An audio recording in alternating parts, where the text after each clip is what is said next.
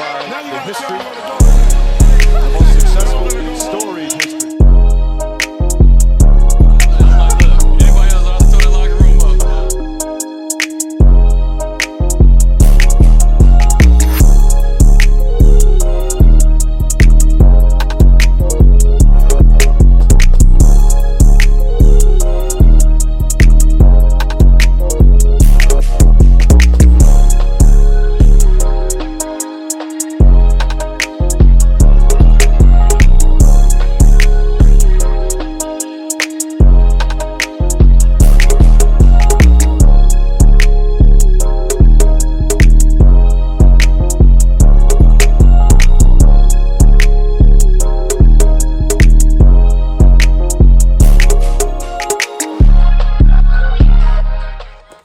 Welcome to another special episode of Nass. NBA Conference Finals check-in.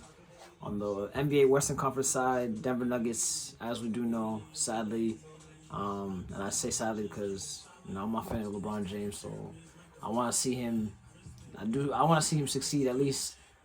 I don't even know. I can't even say because obviously, I didn't expect him to win a ring, but at the same time, it's like I'm so used to seeing LeBron James in the finals that I want to see that for him at least, especially in the Western Conference. So as we do know, on the Western Conference side, the Denver Nuggets defeated the Los Angeles Lakers. Complete sweep 4-0, something that we hadn't really expected. I mean, obviously we know the Denver Nuggets have been basically a Western Conference powerhouse all year, led by Nikola Jokic, an MVP candidate for now like the fourth year in a row, something crazy like that. He's cemented himself as easily one of the greats. He just keeps proving his doubters wrong, and I hate to say it. I'm gonna be honest on here. I'm looking at you guys in the camera. I feel like I got caught up in the narrative that Joel Embiid didn't have an MVP and he deserved one, and I know I wasn't the only one, but I like to think of myself as someone that doesn't get caught in the weeds. Like I don't get caught in narratives and storylines and stuff like that. I should have just kept my eyes on the prize.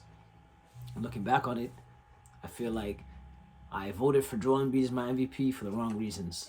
Like the right reasons, but I can't even really sit here and say that Nikola Jokic didn't dominate all year more so than Joel Embiid. I know Joel Embiid was a scoring champion. The Sixers were a solid East team all along, but the Denver Nuggets really kind of ran away with the one seed.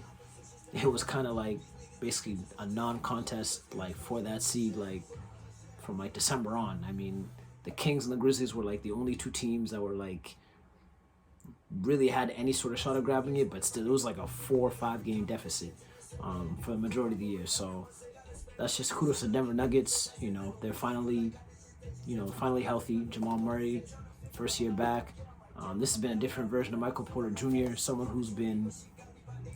he's had the stigma of being called a shot chucker, just a me guy, but he's bought in. He's now a quality defender, a great rebounder.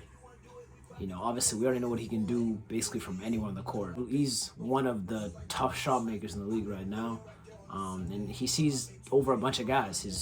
He's a great jump shot. I'm not gonna lie, his jump shot's knocked down. Like I said, he's 6'11". He sees over basically 90% of his defenders. There's not really a shot that he sees that he doesn't like. And you pair that with Nikola Jokic's greatness in the half court and his ability to manipulate defenses and just enhance his teammates and put them in the right places to where they can thrive and be effective on the offensive side of the court. That's what you get. You got Jamal Murray, who can create in the half court. You got the pick and roll with him and Jokic. You got the Jokic dribble handoff game, the DHOs. And then you have Jokic getting his own offense in the post. It's just a beautiful offense. You got Bruce Brown running around. It's a beautiful offense, and led by Jokic, it's not a shock. It's not a shock that they are where they are. That 5-man unit, I said a couple episodes ago, that continuity, that chemistry, that's why I kind of had my doubts about the Phoenix Suns, as great as Booker and Durant are, as talented as they are, and their ability to put the ball in the basket. Don't take that for granted, but at the same time, you gotta also understand that it takes more than just two great players on a team for a team to make a deep playoff run. And, they just didn't have that continuity, that chemistry that's just necessary to make that deep playoff run, that title run, that title pursuit. And, they did a pretty good job for a pair of players that played less than 25 games together. They did a pretty good job. I mean, round one beat the Clippers, and then they took 2 games against the Nuggets. It's pretty impressive if you look back on it. If LeBron and AD failed to get a game, and then the Nuggets, they steamrolled the Timberwolves in 5 games.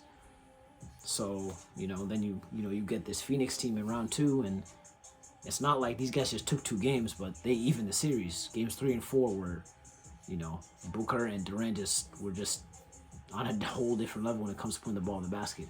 But, that type of scoring power, like in the playoffs, it's tough to sustain that. Only particular amount of duos were able to do that, especially in the situation that they were in. Now, if you give them a whole training camp, you figure out the pieces, you figure out the head coach situation, they can go on a run in the playoffs where you can rely on them to, combine for 60 and take you from the start to finish. So shout out to Booker and KD, shout out to Jokic. He's the best player in the world. For those of you that saw the pyramid, I had him at the top of the mountain. He's going to be the best player in the finals. That's just a fact. Whoever it is, whether it's Miami or Boston, whoever meets in the finals, Jokic is going to be the best player in the finals. And, he's going to be a tough guy to stop, especially in his first finals. They're going to be hungry. Mike Malone, I tip my hat to him, a guy he's been a pretty underrated coach like the majority of his career. What he's done with Denver has been, it's been great. It's been great. They've had a lot of talent over there and had a lot of rotation pieces, a lot of rotation guys that have been in and out of there. You got Will Barton. Obviously, they had drafted Bobo. They moved off to him. They had the Gary Harris tenure for some time. And they had a bunch of guys in Denver. So, I want to tip my hat to him, just for getting this team together and taking advantage and getting them to be more than just Nikola Jokic. This is a team that knows how to play defense. They know how to get stops in crucial situations. They know how to get gritty. There's numerous guys on the team that can score the ball from all sorts of places on the court. And, those are the type of things that you want to see from a title contender. So I tip my hat to the Denver Nuggets. I can't wait for the NBA Finals. But with that being said, I do have to switch gears, go to the Eastern Conference Finals, where the Boston Celtics just won Game 5 to now force a Game 6 back at South Beach. And this has been just an insane roller coaster. I didn't see any of this coming. I don't really know where to start because my emotions have just been up and down. It was ranging from, is Mazzulla the right guy, to is Tatum ready, to maybe the Tatum Brown thing is really, I don't want to say I had my doubts, but I definitely, after the 3-0 lead that Miami went on, I was sitting there, I was like, man, can these two actually play together? I started to look at them kind of like Kawhi and PG, and I know Kawhi and PG can play together, but it just gets to a point where it's like, is it ever going to happen? And it's not like they're not capable, but it's more so like, are the cards in play? Like, how many cracks do we really have at this, to have these two guys? Do they know how to play off of each other? And a lot of people were looming questions. Marcus Smart challenged Tatum and Brown, and this was kind of the turning point of the Celtics season last year, where he came out and he challenged in the press and he said, Jason Tatum and Jaylen Brown, they got to make everyone around them better. Obviously they know they can create their offense, but it's important to keep the rest of the role guys involved so then we can help them down the stretch late in games instead of them having the hot hand and we get the ball. We're not really in rhythm and we can't help them. When Smart had that soundbite in that press conference, I kind of paraphrased it, but basically he was just calling out Brown and Tatum. These were a couple of the red flags that I noticed from the Celtics. Mazzulla, he was still implementing his 2 big lineups, Horford and Rob, or, Rob and Grant, Horford and Grant, which may not seem like it might not seem like too big of a deal, but at the same time, it's like you got 2 guys, especially guys like Grant and Rob, and Grant at times, his role is not to put the ball on the ground or to, be a source of offense in terms of creating off the dribble or creating a play for someone else. He's more so a stationary offensive player. That's just the role he plays.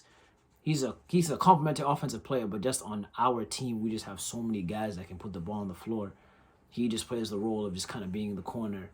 you know, being a bruiser, maybe offensive rebounder, just being that kind of grit guy on offense. No one's really, other than being a catch and shoot stretch guy, you're not really asking him to go get you a bucket. He can, but just particularly in this Celtics team and his role, that's not really not what he does. He can, but that's not really what he's asked to do. So when you put that and you pair that with Rob, who's also basically a non-factor on offense as well, in terms of if it's not like an alley-oop or a putback or, you know, some sort of, you know, loose ball that's thrown back in, like you're not expecting anything from him too in terms of creating something off the dribble. So with that being said, with Mazzulla playing those two, that makes the Miami Heat easier to game plan on Brown and Smart and Tatum. So early on, when you had those pick and rolls, Tatum would just be trapped top of the key. And having those two big lineups, that was just a red flag, because now you're thinking you're putting the ball in, you know, Robert Williams' hands. You're asking him to create a play when he's 15 feet away from the basket, and that's not really an area he's comfortable maneuvering around. Obviously, he can put the ball on the ground maybe 5 feet away, but now you're asking him to, you know, react really quickly and think on his heels to make a play. So the two big lineup, that I thought was sort of a red flag, and the plus minuses, you know, with Rob and Horford on the floor together in this series, they're dreadful, awful. That was the first red flag I noticed. Second red flag I noticed was anytime Jimmy Butler would pick on Derek White, so we would basically just switch too many times. And I know Derek White, outstanding defender, made All-NBA second team, but what you don't want to do is match him against, you know, arguably the best player in the playoffs right now. That really kind of makes like zero logical sense, especially when you have Jason Tatum, Jaylen Brown, and Marcus Smart. You know, Tatum and Brown are, you know, very high-level defenders when they focus on defending. Obviously, they're offense first, they're score first. That's where they're gifted on the court. But they're also pretty gifted defensive players when they're focused on it. We saw it last year against the Brooklyn Nets. Not just them two single-handedly, but cohesively as a whole unit, they shut down Kyrie and KD. You know, behind Ime Udoka's scheme, and obviously Will Hardy, his tactics too. They were able to shut down two of basically the deadliest scorers this league's ever seen. That's not easy to do. So there really should be no reason that the talent drop-off, like the offensive talent drop-off from that Brooklyn team to this Miami team, it doesn't add up to me. It doesn't add up to me that guys like Vincent, Strus, Lowry, and there's no slight to them, but even they know that Boston is the superior talented team. There's really no way that like we should have Derek White on Jimmy Butler. He's bigger than him. He'll shoot over him. He'll abuse him. We don't want that. You'd rather have a guy like Tatum or Brown that can just solely focus in on him. I don't know. I just feel like I miss the basketball where like the stars used to defend the stars. That was something that Anthony Edwards said like early in the year. Like, I want to defend the best guy on the other end. Like, I want to take that upon myself. You know, that was something I felt like we saw a lot from Jordan and Pippen, or, you know, Wade and LeBron, or Kawhi, PG. Like, the elite of the elite, regardless if you're elite at defense or elite at offense, you want to guard the best player on the opposing floor. I thought that's what it's all about. Personally, that's what I thought it was all about. So I don't know. Obviously, schematics and analytics, I feel like there's just too. I feel like we just overvalue some of that stuff too much. Like, bro, ball is just ball. Like, this is the playoffs. You want the best guy on your team to be able to guard the best guy on the other team. So for me to think that like Derek White would do a better job, I just feel like, man, like I saw him do it to KD. Why wouldn't I think he'd be able to do it to Butler? But like I said, it might be, you know, a schematic, a scheme. Obviously, they need Brown and Tatum more so on offense. The third red flag that I noticed was, and it's not really a red flag, but I felt like our offense at time, and I'm basically talking from the standpoint of the first 3 games, I felt like the Celtics offense was just too stagnant. I felt like it was too predictable. There were just too many times where you would just see Tatum bring up the ball, or maybe Smart bring up the ball, give it to Tatum. They're going through their set, but before they get into that set, they might go for a pick. And like I said earlier, like they're trapping Tatum, like they're blitzing Tatum. They're sending all these different coverages at him, mixing the man, press man, zone, and then, you know, obviously Miami has their own, you know, sort of coverages and blitzes that they're throwing at Tatum, trying to kind of like, you know, confuse him. And Tatum he's come a long way as a ball handler. Like he's a very gifted ball handler. I feel like he's underrated in that aspect. I feel like we tend to just think that all guys 6'8", 6'9", and up are just supposed to dribble the ball like a guard, because we have guys like Kevin Durant, and you got guys like Giannis who handle the ball and bring it up. So we just get accustomed to these tall guys bringing it up and just think that they're supposed to have these, point guard skills. But guys like LeBron, KD, Paul George, another tall guy with guard skills, like, you can't take them for granted. But I feel like there's a level of Tatum that we haven't even seen yet in terms of playmaking. And we saw it in Game 5. He had his 11 assists, 4 turnovers, but I'm not really going to hate that because, he's like the most scouted guy on the Celtics. I mean, he'd have probably done so much homework on him to this point. So I can't really fault that. He's obviously going to make mistakes, and it is the playoffs. Like, in the playoffs, like, players' turnover averages, they tend to just go up just a teeny bit just because it's just high intense, and you're just playing with a lot more energy and just more effort. It's, every possession matters in the playoffs. It's not like the regular season where you can kind of take plays off. Things matter now. But like I said about Tatum and his playmaking, I just feel like when it comes to that level that I feel like he hasn't unlocked, and we saw some of it in Game 5, I just wonder, why doesn't Missoula ever, like, post him up? Because when you remember when Tatum was, growing up, like, coming into the NBA, he took a lot of mid-range jumpers, and a lot of people would question his shot selection. And then we found out, he was working out with Kobe, and, we tried to tone that down, try to get him to not, like, rush his shot. And now he's kind of evolved into more of he takes a lot of threes. He's more of a threes and rim guy. You know what I mean? He doesn't take as many mid-range jumpers as he used to, but I feel like he's such a gifted, or he could, not like he could be. He's definitely just a gifted mid-range shooter, but he just doesn't take them.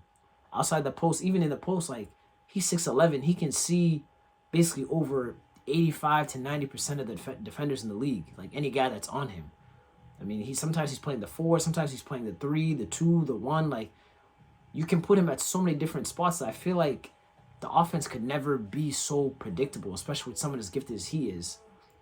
But I'm just talking specifically from the mid-post. If you throw the ball into Tatum in the mid-post, we already know he has a deep arsenal of moves in the mid-post. Great footwork. He has a solid turnaround, left-right shoulder, step back, one-legger. Like, it doesn't matter. And I feel like if you put him in that spot, if you're gonna blitz him, like, he's more than capable of making the right pass and making the right read. Throughout the year, the Celtics are one of the top, three-point shooting teams. That's kind of like Missoula ball, take a lot of threes, make a lot of threes. It's almost like a live and die by the three, which I'm not, like, the biggest fan of because it gives me flashbacks of, like, the Harden Rockets. And I feel like the Harden Rockets had to do that because they had way more stationary players. We have a lot more guys on the Celtics that can put the ball down and get to the rim. I just don't think they get to the rim enough. I don't think they attack the rim enough. Jaylen Brown, who, I'm not going to get on him too much. I know over the past couple years, past 2 playoff runs, people have kind of I'm not going to say exposed his handles, but they've exposed him going downhill. You know what I'm saying? It's not like he's getting pickpocketed, like, at half court, but when he's attacking the rim, he just tends to just put himself in these tough situations where he's diving into the teeth of defense. And physical teams like Milwaukee, Miami, and we saw Golden State, they've just kind of made it tough on him. I just feel like if you got a guy like Tatum in the mid-post, they're going to blitz him. Jaylen Brown is a fantastic cutter. Like, how many times have we seen that play where Marcus Smart will bring it down the left, right wing, and then Jaylen will fake to go get it and then go and cut baseline and then bounce past slam. I just feel like a guy like Jaylen Brown, who's been struggling, shooting the ball, which is kind of odd because he was shooting well in the Sixers series. I just feel like you put him in positions to win where he's cutting to the rim. How many guys can jump with Jaylen Brown? How many guys has Jaylen Brown put on a poster? I just feel like with Jaylen Brown specifically, I don't know. I just feel like if you put him in places where he's comfortable, he can thrive. And I feel like he could really. That's one way I feel like Tatum and Brown can kind of make each other better. You've got Tatum in the mid-post. Jaylen Brown's a very capable catch-and-shoot guy. Marcus Smart is a very capable catch-and-shoot guy. Horford is a very capable catch-and-shoot guy. Derek White, same thing.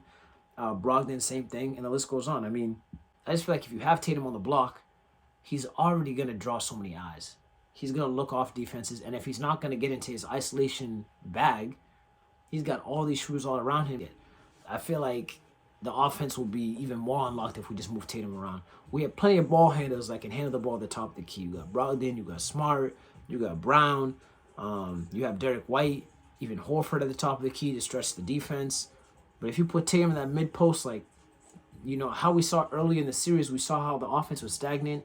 Tatum and Brown were not getting to the free throw line at all. Their drives were just non-existent.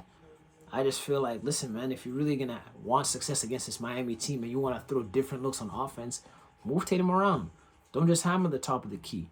You can move him to the corner a little bit. He's gonna draw guys. We have enough ball handlers and capable playmakers on the team that can make plays for others. Because if you have him, say, for example, you have Tatum in the mid post, he's 6'11". He can see basically over like 80 to 90% of the defenders that of his matchups. Like 80 to 90% of his matchups, he's gonna be able to see over. It's only guys like MPJ, KD, where he's gonna have to, kind of maneuver around. But he can make any pass out of that mid post with his length and his height. He can attack anyone one-on-one from the mid post with his length and his height. He can shoot off either shoulder and he can get into the mid range. And that's been something that we haven't seen from Tatum in a long time. When he came into the league, obviously everyone knows that he's a big Kobe guy. He's a big Kobe fan. That's who he idolized. His first couple years, all we saw were a bunch of 17-footers, 18-footers, and people were like, listen, like what type of offensive player is this guy trying to be? But obviously, like, he's still maturing. He's still trying to find his spots where he's going to thrive in the league and be the most effective, easiest from the jump. But he was just taking a high volume, high amount of just long twos. And already know, like, this day and age, like, the NBA climate, like, they don't even like long twos. Just because it's, analytics show that's the lowest percentage, shot or the lowest quality shot in the league. But like I said, with analytics, like, if you can make that shot, take that shot. And a guy like Tatum, like, I feel like not just because he'll be able to score and be able to be more aggressive out of the mid post, but it can open up the lanes for everyone else. We already know Jaylen Brown's a tremendous cutter. Whenever he gets the ball in the lane, there's not a lot of guys that are going to be able to jump with him. You have a bunch of guys that are capable of catch and shoot. All these guys right here, Derek White, on catch and shoot threes this postseason, he's shooting 43.3%. Grant Williams, on catch and shoot threes, he's shooting 51.9% this postseason. Jaylen Brown, 47%. Malcolm Brogdon, 41%. Marcus Smart, 39%. Al Horford, 31%. So these are guys that, and they're not just stationary guys. These are guys that can get the ball, pump fake, put the ball on the ground. And it's just, I feel like it can be a healthy evolving of the offense, especially their offense, where things don't get too stagnant. Things aren't too predictable. And you have guys all around. Every single guy's a threat. Even Marcus Smart, a guy who can put the ball on the ground consistently. He can go get you 10 points in a quarter. That's the confidence that he has. That's the type of talent and ability he has. So I feel like if you do move Tatum around, you can kind of unlock that level. So I wouldn't say that's a red flag for me, but that's just something I would look out for. But, I love the adjustments that, Mazzulla made. Mazzulla went away from the two bigs. He went one big. Obviously, the lineup with Tatum, Rob, Jaylen, Smart, Brogdon. Net rating is a plus. Tatum, Rob, Jaylen, Brogdon, White. Net rating's a plus. Tatum, Rob, Jaylen, Smart, White. Lineup, it's a plus. And then you have the starters, plus. So you've seen, and it's sad because it had to come to this point because, like, I'll just say it, like, the Celtics should not be messing around with the Heat. Like, it just irks me. It really just irked me, like, to the fact that, like, and I'm going to defend Kendrick Perkins because I know today he went on ESPN and he's saying, why are we, patting them on the back for, being in this position? They should not have to be in this position. They should have already handled the Heat, especially with the injuries to Tyler Hero and Victor Oladipo. And I 100% agree. Kendrick Perkins is a champion. I can't get mad at him for thinking that way. That's his mentality. Why the Celtics getting a pat on the back for that? But yeah, we're going to see what happens. Game 6 should be good. Just got to take one game at a time, man. One game at a time. But that was just a quick NBA Conference Finals check-in. Be on the lookout for more.